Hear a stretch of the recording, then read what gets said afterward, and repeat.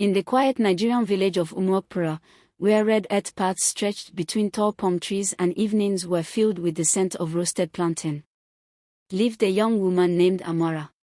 Amara was known for her gentle nature, hardworking spirit, and quiet beauty. At 21, her life was simple but peaceful. In their village, every few years, a group of white men visited Umuokpara to donate books, medicine, and other supplies. Their arrival always drew attention, especially from children who ran after their trucks shouting, "Oyabo! Oyabo!" That year, they came during the vibrant New Yam festival, which just happens to fall on Amora's birthday. It was time when drums echoed through the village and palm wine flowed freely. The leader of the visitors was Mr. Smith, a 24-year-old white man with strict features, sharp blue eyes, and a disciplined air about him. He rarely smiled, spoke softly, and moved like someone who carried responsibility on his shoulders. The New Yam festival in Umuokpara was louder than ever that year. Drums rolled like thunderstorms, children danced barefoot on the red earth, and the scent of roasted yam mixed with the sweetness of palm wine. Lanterns swayed in the warm breeze, throwing gold and shadow across the village square. Amara had been helping the women serve food and refill calabashas all evening. The elders insisted every visitor take just one more cup, and Mr. Smith, leader of the white men, was no exception. He tried to refuse. He really did. But every time he shook his head, an elder clapped him on the back and laughed. "Drink. Tonight is celebration." Meanwhile, Amara herself had been given cup after cup by her friends. "Enjoy yourself small. It's your birthday." She laughed, protested weakly, but still drank. Near midnight, Amara and Mr. Smith crossed paths at the edge of the festival where the noise faded into the dark. He tripped over a small stone, caught his balance, and laughed, really laughed, for the first time since arriving. "You're drunk," Amara teased, swaying slightly herself. "So are you," he replied, pointing at her unsteady feet. They both burst into laughter, tired, warm, tipsy laughter that made them lean against each other for support. The world felt soft. The drums felt distant. Their worries felt far away. They walked together toward the line of guest huts, each one identical in the shadowy lantern light. "I think this is mine," Mr. Smith said, pointing at one. Amara frowned. "No, that one looks like mine." They both stepped inside the nearest room, too dizzy to double-check. The lantern inside glowed dimly, casting a warm circle of light. Amara sat on the bed to steady herself. Mr. Smith sat beside her, his shoulder brushing hers. The small touch sent a quiet shiver through both of them. Suddenly there was a pause. A long, gentle pause that seemed to last too long. They looked at each other with soft, unfocused eyes. "Are you okay?" he asked quietly. "Yes," she whispered. "Are you?" He nodded slowly. The air between them shifted. Amara's hand brushed his. He didn't pull away. Their fingers intertwined naturally, without thought. He leaned in first, unsure and slow, giving her enough space to move away if she wanted. But Amara didn't have the strength to pull away, neither did she want to. Their lips met softly only for a brief moment, then Amara went ahead for another kiss. One kiss became two. Two became three. The night folded around them like a blanket. Nothing loud. Nothing rushed. Just them in the quiet of the Yam festival. The following day Amara woke before dawn to find herself sleeping with a pair of white arms wrapped around her. She immediately turned around and came to the shocking realization of what had happened. Sudden her fear struck quickly. What have I done? What will he say? What will the village think? She immediately got dressed and tiptoed out of the room before Mr. Smith woke up, hoping that night would only be a blur in his memory. By midday, the white men had already left. Amara was somehow relieved that Mr. Smith didn't have any memory of that night, but what she didn't know was that night would change her life forever. Weeks passed after the festival. Amara tried to erase the memory of that night. She avoided the path near the guest huts. She avoided the whispers of young women who kept teasing each other, and most of all she tried her best to avoid any conversation that involved Mr. Smith. Then, one morning, she woke with a sickness stronger than anything she had felt before. Her mother brought herbs, thinking it was a fever. But the nausea continued, morning, afternoon, night. Soon her body changed in ways she could no longer ignore. Her heart dropped. No. No, this cannot be, Amara thought to herself. But it was. In the quiet of her room, with shaking hands and tears threatening to fall, she whispered the truth she had been fearing for days. I am pregnant. She covered her face in her palms and cried silently, terrified of the consequences. And what this could mean for her. But unfortunately for Amara, in the village rumors traveled very fast, faster than lightning. By the time Amara's stomach began to show, the whispers had already turned sharp. She is not married, who is the father? Such a shameless girl. She has brought disgrace. These children of nowadays. Nobody believed her quiet explanation that she didn't remember much of the festival night. Nobody cared. Her mother defended her at first. Leave my daughter alone. All of you, mind your business. But the pressure grew too heavy even for her. People insulted them in the marketplace. Women pulled their children aside when Amara walked near. But Amara kept her chin up, no matter what they did. Her labor pains began, a storm gathered over Umuokpura. Thunder grumbled as if the sky itself wanted to watch. She delivered the baby after hours of screaming, tears mixing with sweat. But when the midwife lifted the child, the room went silent. The boy's skin was not dark like Amara's. Not pale like Mr. Smith's. It was golden, soft, glowing, almost yellow like ripe pawpaw. The midwife gasped and dropped her hands. Two elderly women ran outside shouting. Abomination! What kind of child is this? Within minutes the compound was full of villagers staring in horror. Child of a spirit. Abomination. The gods have cursed her. Amara has offended the ancestors. Amara clutched the baby to her chest, trembling. He is not a curse, she whispered fiercely. He is my son. But the villagers didn't hear her. They only saw what they wanted to see, which in Amara's case was a yellow baby. As time passed, life became a battlefield for Amara. Every day brought new challenges. When she fetched water at the stream, women moved away from her, whispering. When she went to the market, traders refused to sell to her directly. Children ran when they saw the baby's golden skin. Even some villagers wanted her banished. Some wanted her son hidden. Some insisted the child must be taken to the shrine for cleansing. Only Amara held her ground. She carried her son tightly, singing to him every night, combing his beautiful curls that looked like his father's. But deep down, she knew life would never be the same. 5 years passed. Amara's son, Kola, grew into a quiet boy with blue eyes and skin the color of ripe maize and curls that glowed in the sun. To Amara he was perfect, her joy, her comfort, her reason to stand tall. But to the villagers, he was an omen. Whenever a goat went missing, they whispered it was because of the accursed child. If a child fell sick, mothers muttered, "It is the yellow boy. The gods reject him." Amara endured their insults with clenched teeth and trembling hands, shielding her son from every harsh word. She stopped attending gatherings. She drew water from the stream at night.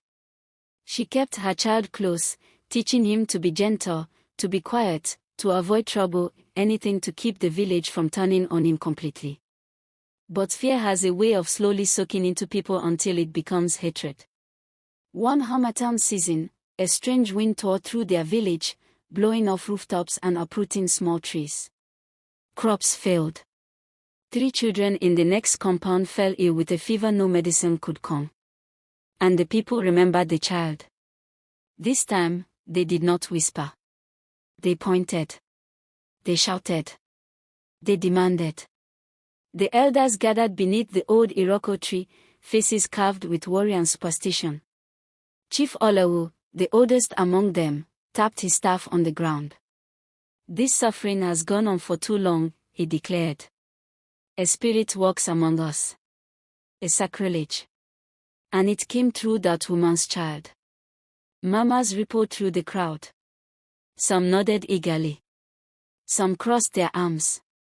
A few looked uneasy but said nothing, silence in the face of fear. "We must restore balance," another elder insisted. "The gods must be appeased. The child must be offered as sacrifice." A final, heavy silence fell. Amara was not present. She was at home, carefully brushing Kola's hair, humming a lullaby, completely unaware that the village had already decided her son's fate. And as the sun set behind the palm trees, the elders rose to their feet.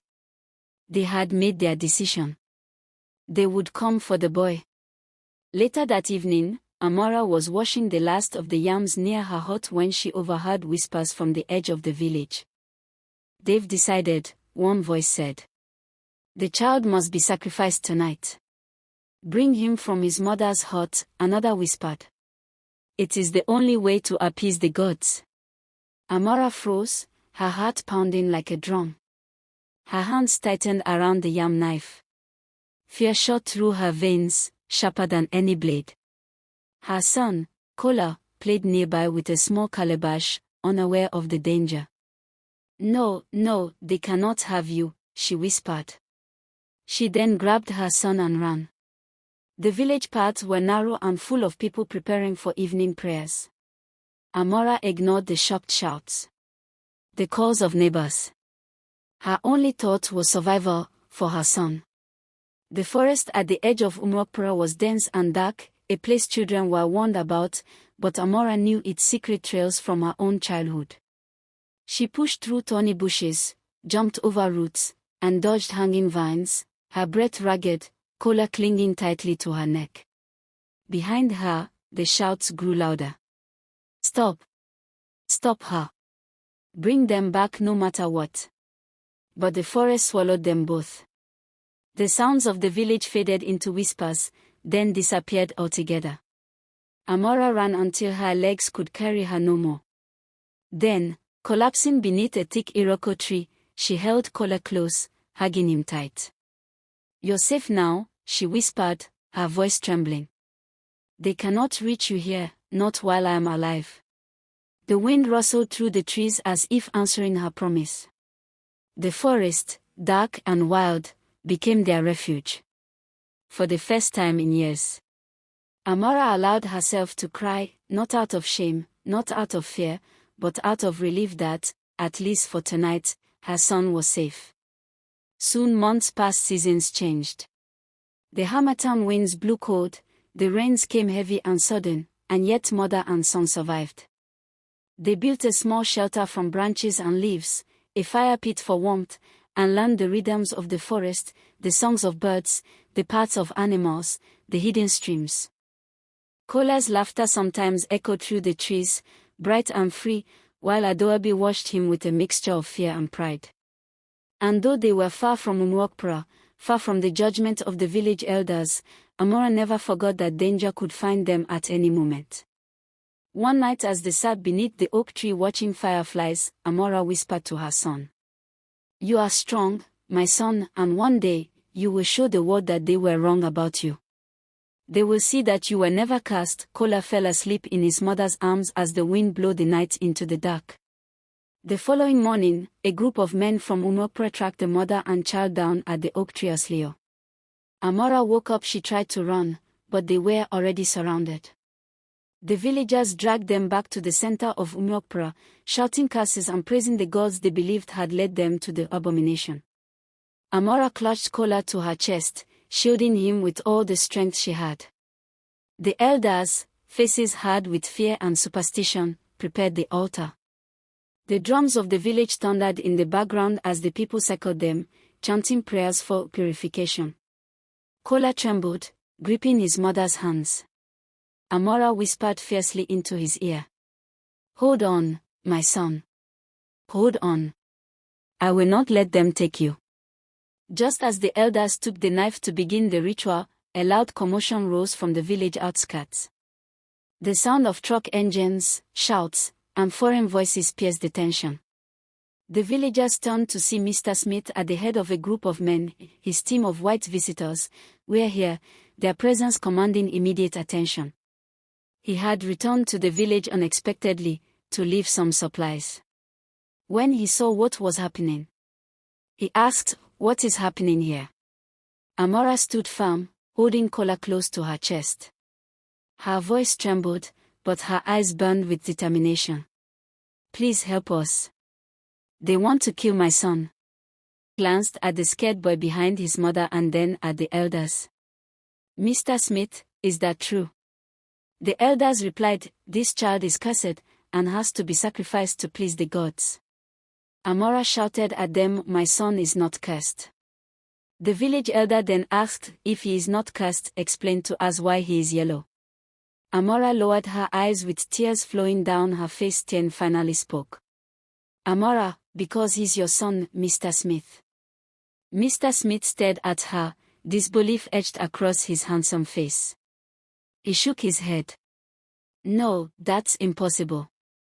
"Amara, look at him, Mr. Smith, his sea blue eyes, brown curly hair and his beautiful face is your."